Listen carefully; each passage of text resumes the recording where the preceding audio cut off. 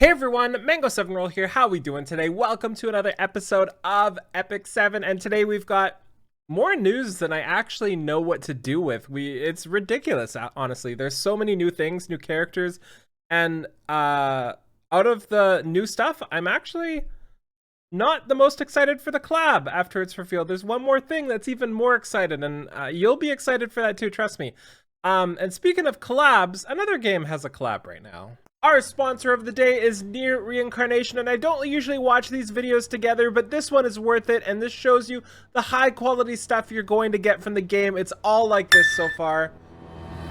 It's just a sad and beautiful tale that echoes throughout eternity. The first mobile entry in the Nier series, Nier Reincarnation. It's absolutely beautiful.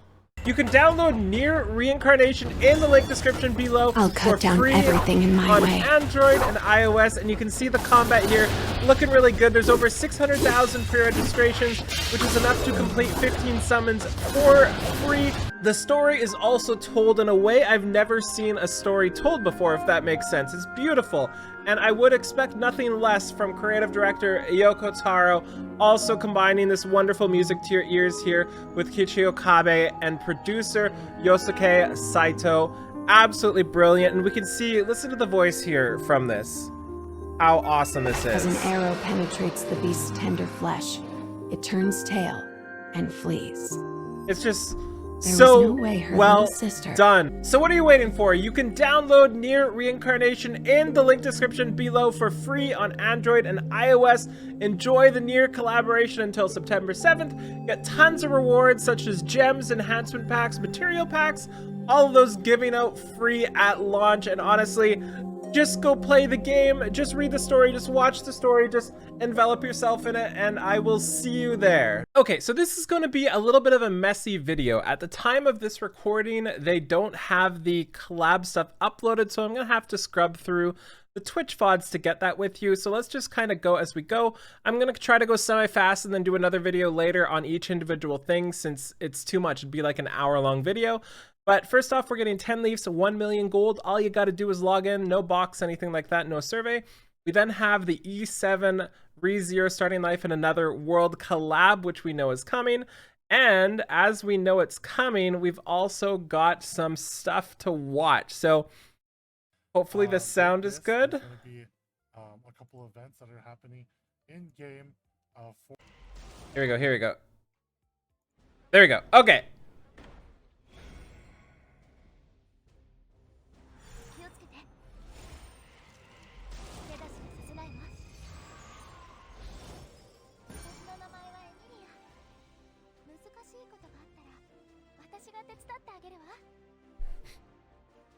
Okay, so our first is Emelia. Her stats are here. She has, pretty excited about this. Again, sorry it's messy. There's not really a better way for me to do this, I don't think. Also do this. No, it's full size. Perfect. Okay, back on track. 650 attack, 5250 health, 103 speed, 700 defense, really high defense, not really much else. But she does come with 18% ER, so you're probably going to want to build her ER as always. And she's got the whale imprint that actually makes ER work, 27% extra on her substat there, her imprint concentration. As for skills here, this is going to be tough because it's a long stream, so I have to click through. Here we go, here we go. So we've got this one here, uses spiritual arts to dispel 2 debuffs from all allies. A lot of people thought she was a mage. I thought she was going to be a mage, but nope, she's a soul weaver. Before recovering health and granting barrier for 2 turns, amount recovered and barrier strength proportionate to her max HP. So you're going to want to have a lot of HP on her, of course. Her second skill here, actually this is her first skill, Huma, attacks the enemy with ice before recovering the health of the ally with the lowest health. This is basically just Celestine on our skill 1. So you could use Celestine as well and just go like super HPS from that. We have Spirit's Blessing, grants a blessing to the ally except for the caster, dispels 2 debuffs, so that's 2 skills that dispel debuffs. That's awesome. And increases attack of that person for 2 turns. and increases CR to them by 40%, and increases her CR by 25%. And with all her boosts, it'll be 50% for everybody here. And this is only orange, so I imagine this 25% doesn't change, but this will go up to 50%. And the soul burn here is only 10 souls, which is always great for a skill 2 or skill 3. And it recovers the health of the target as well. So kind of a boost, kind of interesting there. So she does look pretty cool. I just want to see the animation here really quick. Usually I have this set up ahead of time, but it's just so hard with going off the stream. There we go. Pretty cool animation, pretty cool animation. We now need to find another important part of her, which is her sitting like that. It's super cute. But we have her artifact. And again, I apologize for how this looks. Increases ER by 15% when the ally's health is 50% or less after being attacked. Recovers health of the ally by 20%. I really like this. This is really cool. Once per turn, but still, it's pretty nuts. Having somebody go under 50, then immediately go back up is great, and it has that CR boost. Really, really like that. So let's take a look at the next, and the next one has the best animation and the most interesting skill set.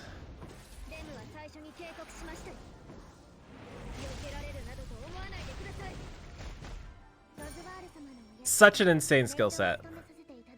It also does not look like we're getting English VAs. They didn't confirm it, but just judging by showing, oh, we were so close. By them showing the JP there, usually when they do that, we don't get the English version.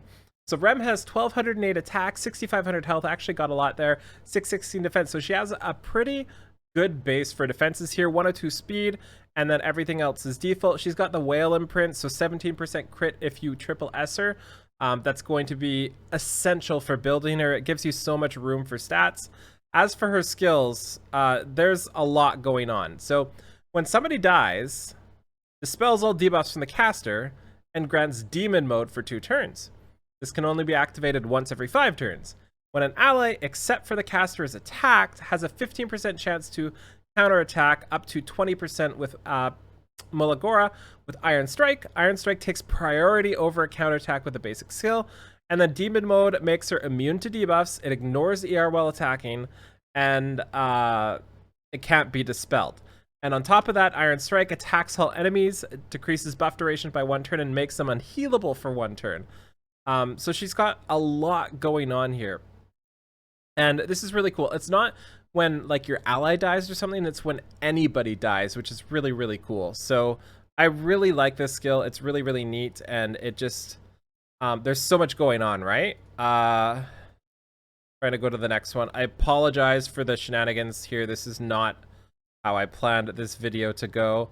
Let's go back. I will punish you. Here we go. Here's another skill. Increases the attack of the caster for 3 turns before leaping up to attack all enemies to decrease hit chance for 2 turns. 100% chance, just like Arby.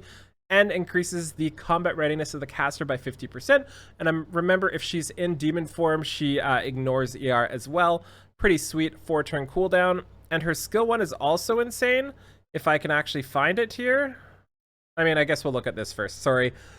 This sucks. Her artifact is insane as well. Warrior increases critical hit chance by 15%. When somebody dies, decreases the CR, or increases the CR of the caster by 24%. Pretty nuts too. I really, really do like this. I really got to find the skill 1 here. There we go. There we go. There's the skill 1. Okay. Attacks the enemy with a Morning Star with 35% chance to decrease defense for 2 turns. Goes up to 50% with Mulagora. And when she's granted Demon Mode, it grants her a 2nd attack with the same skill. Seems insane. Soul Burn up to 100%. And again, if you're in Demon Mode, I'm not sure how the Soul Burn works, but I guess it doesn't matter how it works because actually it could matter, right? Let's say you hit somebody who dispels on hit, but then you go twice. So like, will you hit them, then they'll dispel, and you'll hit, and then have it go through the 2nd time? I think it will, but I'm not sure. It would get the soul burn. It'd get the soul burn. Yeah, it would. It would for sure. Okay, let's look at the next one here. After this is going to be more organized, I promise. We have Ram, and Ram looks, oh, so good. I love Ram so much. I think I like Ram better than... ReZero, starting life in another world, in the form of Ram. Here we go. Here we go. She's so awesome.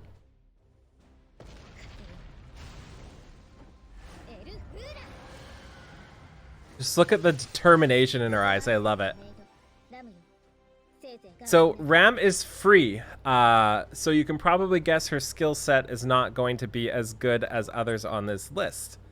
So we have 106 speed, 700 defense, really low health, 4,500, and 1,556 attack, and base 30% effectiveness as well. With the concentration goes up to 57%. That seems pretty great.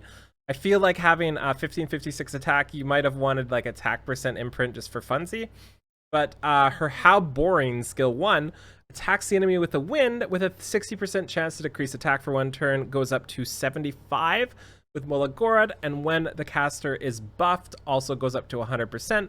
And the Soul Burn is an AoE as well. And remember, she's got a pretty decent amount of effectiveness just built into her kit. So she will be able to land some stuff, right, with that. And if we go back a little bit... There we go. Here's her passive. Increases the attack by 30% and reduces the effect of decreased combat readiness debuffs inflicted on the caster by 100% with Molagora. So this is why her base attack is 1556. She's got that bonus 30% there, and she can't be decreased CR in any stretch. And then her skill 3 here, nope. Oh my god. Let's look at her artifact. Her artifact here increases attack by 15%. When attacked by an elite or boss monster, damage suffered decreased by 20%. And this is kind of interesting to have on a mage. Having like damage reduction on the mage, but 15% base attack just seems pretty good, honestly. But she seems a lot like a PvE unit and just like a fun one-shot style person. I'm trying to find... There we go. Elfira.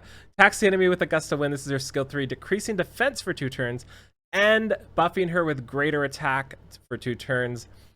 That's pretty nuts, right? Because she is 1556 base attack. She's going to be able to gab herself. Absolutely insane. I don't know if she's going to be useful, but she'll at least be fun for expeditions and stuff like that. And honestly, I'm enjoying sending out expeditions now and fighting them, so I'm okay with that. So let's get into the more organized things now. That's all the videos we're going to look at today. Let's go. So we've got North Windenburg here. This is just new story. We've got the crit rate, crit damage, attack, and health. And this is a great helmet. I'm going to be using this helmet for sure because my destruction helms suck. And I just hope it gets good rolls. Don't care what stat. I just hope it's good. Next up, we have the new 3-star heroes. This is what blew me away. Like, take a look at these 3-star heroes compared to what we got last time. Last time, we just got absolute trash, to be honest. They weren't really great designs. They weren't really cool. They just weren't really all there for me. And these ones are all waifus, which is, I guess, a little pandering, but... I'm not going to argue. My personal favorite by design, I feel like has to be Penelope just by how ridiculous she looks. But I also really like Christy, and I really like Melanie, and I like them all, okay? They're all amazing. So we have stats here as well. We have the Fire Warrior Melanie here. She's got pretty decent stats as well. I'm going to try to go through this quicker, just go over the important parts. Imprint concentration, 18% up effectiveness. And her skill set, all their skill sets are insane, by the way. So we have attacks the enemy with a 30% chance to stun, goes up to 40%, it looks like. And when you soul burn, effect increases by 60% and always results in a crit. That is a 10 soul there. We then have her skill 2, agility, which is a passive. One attack has a 25% chance to decrease the damage suffered by 15%, which is insane. 15, not 15. And at the end of the turn, increases the combat readiness of the caster by 15% with skill ups. That's pretty nuts. I really like this. I like how she self-buffs 15%. That just seems pretty cool. And her skill 3 is blow up, or I'll blow you up. Attacks on enemies, decreases speed, and inflicting stigma for 2 turns. A successful attack always results in a crit. So she's got 2 always crit abilities. One has to be soul burn, though. We don't entirely know if this stigma is right. They said on the stream that they weren't really sure if it was correct, but in general... what it's going to do is make people heal less and take less combat readiness increases, I'm guessing. Just to get an idea, but we don't really know specifics, so don't expect this to be 100% right. Oh, we then have Camilla. Camilla's a light warrior here. She's got an insane imprint, both in speed for 8 and in the self imprint there, the 11.5%. She also has effectiveness on her base kit and 27 crit chance on her base kit. So she's going to be able to get 38% base crit just from that. That's pretty nutso, IMO. Really low HP, pretty low defense, pretty fast attack, and pretty fast speed, and pretty low attack, very low attack. And this one is really intriguing to me because this skill set looks very interesting. She's 110 base speed, like we said, remember, and she's got the imprint. Her flashing blade here, this is her skill 1, by the way, attacks the enemy with a 35% chance up to 50%, I think.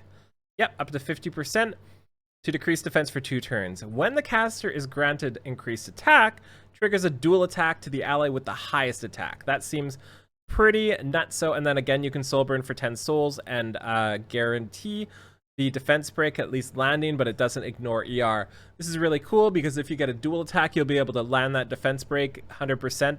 Again, assuming you don't hit the 15% resist there, and then the person you bring in will get that defense down damage. She then has Tactical Maneuver, which is her skill 2, grants a caster skill nullifier once and increases attack for 2 turns before increasing the attack of the ally for the caster with the highest attack for 2 turns. So basically buffs herself and buffs the highest attack person as well. And it also increases her CR by 50%. Absolutely nutters IMO, especially when you're buffing the attack of the other person as well. And then her skill 3, equally nutters, kind of. Skill 3 is kind of interesting. It's really a unique take on the type of skills we get, which is why I really like these units. So when she defeats an enemy, and remember she has 800 attack, it's going to be really hard for her to defeat an enemy. Recovers her HP to max. So I foresee a future where she's like 1v1ing somebody or 1v2ing somebody and she heals up to max and then kills them both. I don't know. It could happen, you know? And damage dealt increases proportionate to the target's lost health, so she can execute a little bit more. And when it's available, decreases damage suffered by 30% on her, which is pretty nuts, right? So really cool kit. She's got her skill 1 that needs attack buff to kind of do stuff with. Her skill 2, which protects herself, which is super important, buffs her and buffs her support person or the person she's partnered with. Really love this kit. Next up, we have Christy. I think one of my favorite designs. She's super cool. She's just super cute too. 90 speed, of course, 667 attack, oh lord.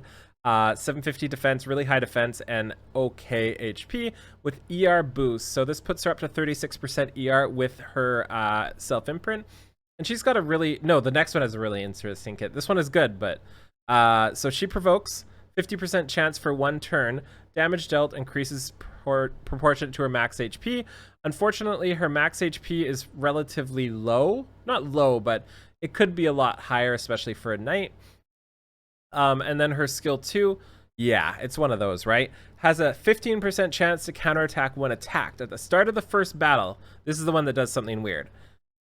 Increases the effect resistance of the ally in the back row by 50% of the caster's ER. Weird, eh? So what this does is basically 15% chance to counterattack, and then the back row people get 50% of her ER. So if you build her for 200 ER, the back row gets 100 ER just from her passive here, which is honestly pretty nuts. So, and she counterattacks too, which is pretty sweet. And her counterattack will provoke too. And her Hymn of Courage increases attack of all allies for 2 turns. Also increases the defense of her for 2 turns and recovers health of her. Also, the soul burn, this is really important, IMO. Her soul burn is 10 souls and it decreases the skill cooldown by 2 turns, which I think is gonna really help her cycle, right? And it'll help with all the provoke she's doing, it'll help her keep herself up by keeping that defense buff and keeping that amount recovered. I think that's a really good soul burn for her. I really think they're thinking these characters through, which is something I like a lot. We then have, dear Lord, what do we have? Jesus, her design is like ridiculous. So we've got Penelope. She's a dark thief, insane self-imprint. Again, if you notice, these 3 stars are getting better than flat stats. We have 1k attack, 5500 health, the lowest defense I've ever seen.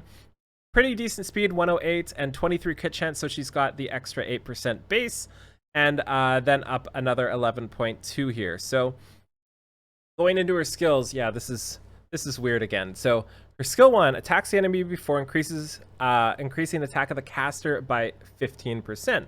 When an enemy is defeated, so not when she defeats, when an enemy is defeated, anybody increases the CR of the caster by 75%. It also increases the attack 3 times, so she can get up to a 45% increase of attack and 10 souls for extra damage. This is the only soul burn I don't really like so much. It's just not as thought out as the others, but still might be good depending on multipliers.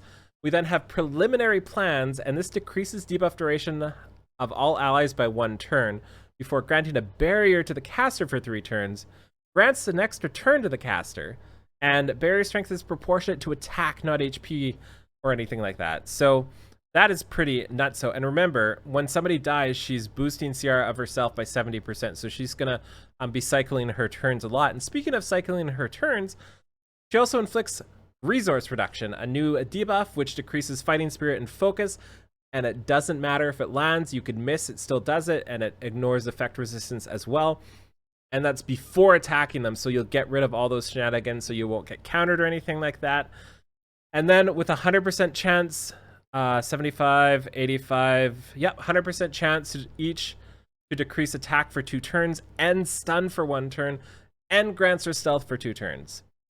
So really, really loaded kit. I love this character. I don't know how good she'll be, but I imagine giving Penelope RNL here and having just this attack here, which boosts her CR, having her CR boost when somebody dies, having this, which gives her an extra turn, having stealth. Like, she's going to do a lot of stuff, and it's really going to be fun to use her, which I'm really excited for.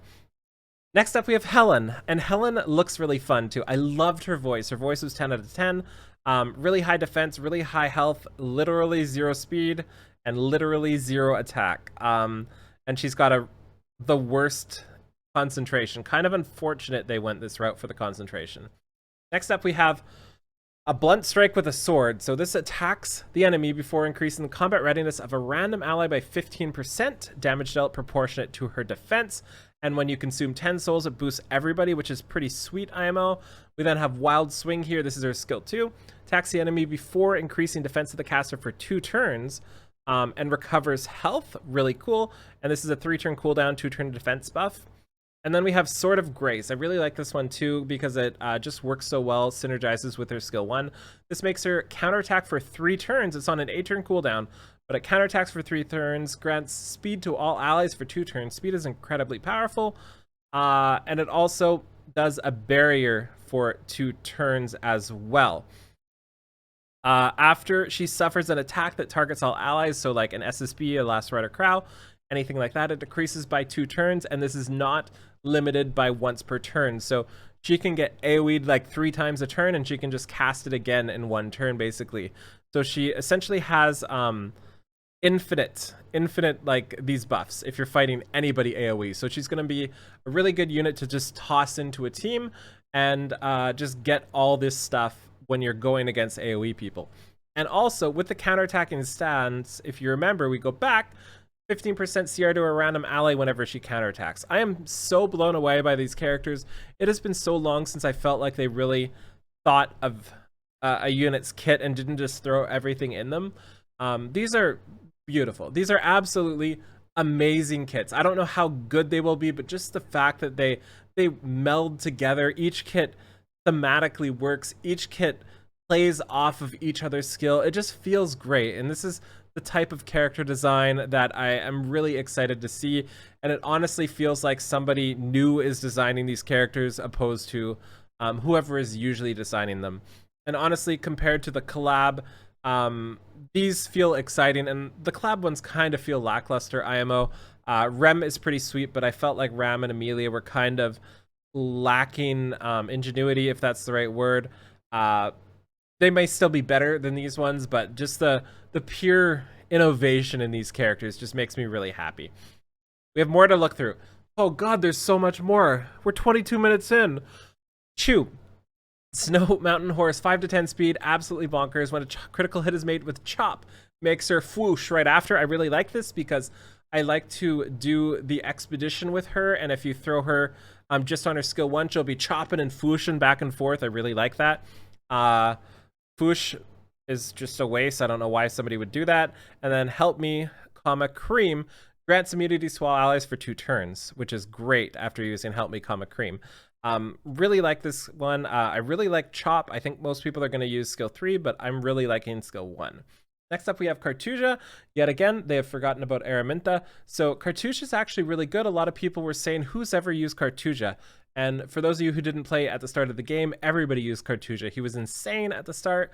I really like the Battle Frenzy skill 2. After successfully evading, increases CR of all allies except for the caster by 10%. I feel like, as I said on the stream, we're going to see a lot of Cartuja / Purgus defenses, and I think it's going to be hilariously awesome. I'm really excited to try this out. We then have Kitty Clarissa. What was this thing again? Effectiveness, okay. Kitty Clarissa is 8 to 16 ER. I'm not really familiar with Kitty Clarissa's skill set here, but they were saying she works like Bazaar now, which is pretty sweet. I really do enjoy more Bazaars, especially ones that are any element. So her soul burn does ignore ER as well, which is pretty sweet from what they said. I'm not sure on these. I can't give any good enough opinion here, but Meow, I'm angry. Decreased CR seems pretty sweet. We then have World Arena Ambition Season here, and this is the epic skin for Judge Kisei. This looks pretty sweet. I can't wait to see what it's going to be. I really hope they go with a more formal attire for her. I don't just want it to be massive boobs everywhere, right? Like just everything everywhere. Because we already have that, right? I want something a little more elegant for this, and just maybe like a slightly different hairstyle to go with it. And like we see her jewelry up here, and I would just really like to see some style, you know, like stylized on it. Most people just want boobs, but you know, we can have boobs sometimes closed. We have the World Arena Ambition Season frames, cool. Drop rate up Lulica, drop rate up Lilibet. We then have Charles, Closer Charles. I'm actually not going to watch the video for this because I don't have it set up, and this is bajillion years long already. But he's got the Whale Imprint, 17% crit chance. It's going to be... It's so insane with these, right? Like, imagine just having an extra 17% crit rate on your piece of gear. Like, how much more you can do with your gear because of it. It's insane how powerful those are. Really high attack, really high speed, no defense, decent HP, 23 base crit. So he'll go up to like 40% just with this as well. And he's a thief. Yeah, Charles is a thief. Pretty cool.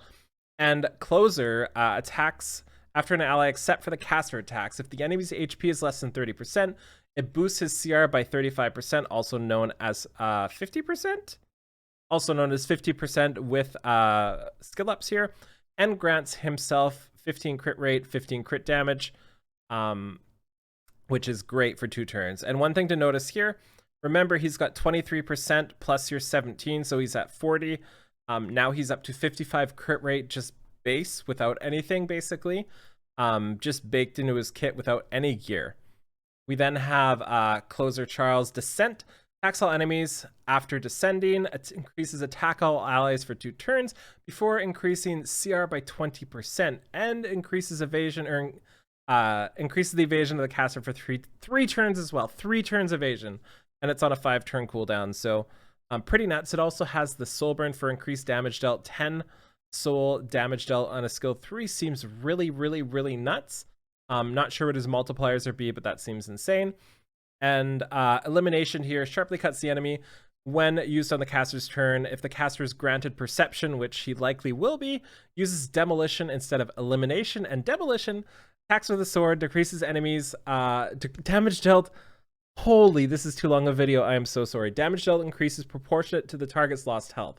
When the enemy is defeated, decreases cooldown of descent by 1 turn. This attack does not trigger a dual attack. So basically, he's got kind of like the old Charles mixed in here. And we have Closer Charles here too. I didn't get... oh, there's no artifact for him, right? So that's 55% crit rate just there. That's insane, honestly. They're going to be able to build them either incredibly fast with high DPS stats or just like massive damage. And to top it off, he is partnering up with T. Surin on it as well. Absolutely insane. We then got this little screenshot here. I love this picture here. We've got Clarissa spiking. There's a little AMV as well. If you want to go check it out, I really recommend you do that. It should be on their official site when it's uploaded. Iseria just looking adorable there. We have Montmorency cheering. And then we have Waifu Alexa over there. And honestly, Alexa is the best looking in this whole thing here. Holy, does she look awesome. I love that hairstyle. This is my favorite hairstyle, where they have the two sides going a little bit further down. Yeah, that gets me every time. Wow, there is a lot here. Thank you so much for watching. Feel free to like, comment, subscribe as always. I'll be summoning for Rem and Emelia tomorrow. I have so many videos coming. Feel free to like, comment, subscribe. I'll talk to you later. Bye, everybody.